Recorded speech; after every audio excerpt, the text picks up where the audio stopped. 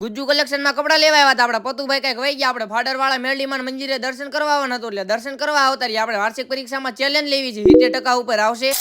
આજ છે ચેલેન્જ નો બીજો દિવસ. તો કેમ છો બધા મિત્રો, મજામાં દેશો? આપડા નવા મિની વ્લોગ માં તમારું બધાનું સ્વાગત છે. હવારમાં આવતા રહ્યા હાર્દિકભાઈ ઘરે રવિભાઈ પાસે બે રવિભાઈ નો મોબાઈલ એક મોબાઈલ માંથી બીજા મોબાઈલ માં લેવાનો હોય. પછી તો ગાડી કાઢી નીકળી ગયા, એક મોબાઈલ માંથી બીજા મોબાઈલ માં લેવા આવતા રહ્યા. દુકાને એક મોબાઈલ માંથી બીજા મોબાઈલ માં લેવા. પછી તો દુકાન વાળા ભાઈ હરખું કરવા માંડ્યા, એક મોબાઈલ માંથી બીજા મોબાઈલ માં ટ્રાન્સફર થઈ ગયું. ગાડી કાઢી નીકળી ગયા. હું ને રવિભાઈ પાછા ઘર બાજુ ઘરે આવ્યા. આપડા કાકા છોકરો જાગતો હતો, પછી તો એને રમાડવા માંડ્યા. આપડા કાકા નો ફોન આવ્યો કે કપડા લેવા જવું હોય. પછી તો કાકા ભત્રીજાએ ગાડી કાઢી નીકળી ગયા કપડા લેવા આવતા રહ્યા. હું ને આપડા કાકા ગુજ્જુ કલેક્શન માં કપડા લેવા.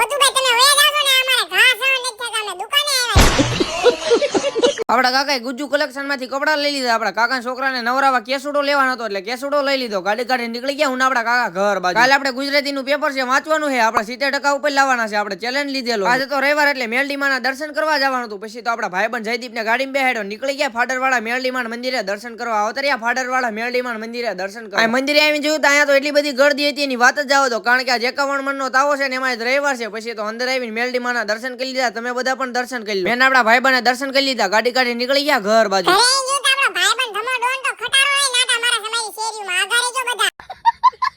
આપડા કાકાને જમવા જવાનું હતું. પછી તો દુકાને બેહવા બોલાવ્યો, એટલે મોટી દુકાને બેહવા આવતા રહ્યા. દુકાનેથી ઘરે આવતા રહ્યા, ગુજરાતી નું વાંચવા બેહી ગયા. કાલે આપણે પેપર છે. આપણે વાર્ષિક પરીક્ષામાં 70% ઉપર લાવવાના છે. આપણે ચેલેન્જ લીધેલો છે, તમે બધા ફોલો તો કરી નાખો.